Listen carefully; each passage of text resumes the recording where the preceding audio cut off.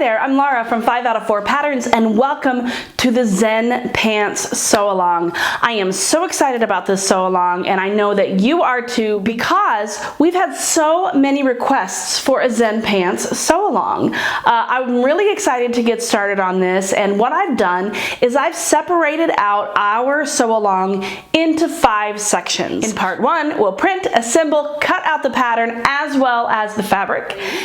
Additionally, in part 1, it's highly encouraged that you kind of read through the tutorial and pay close attention to the section about fit. Sometimes pants can be challenging to get the fit just right, and so it's important to pay attention to that section of the tutorial. Now, of course, you can ask the questions all along the way on YouTube, Facebook, and on the blog, and we will answer your questions and get the best fit possible for you.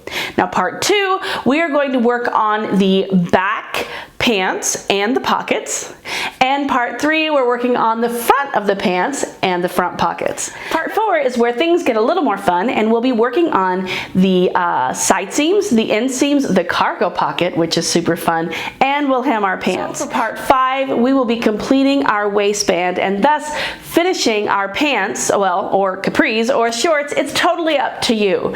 Now, I am ready to get started on part 1.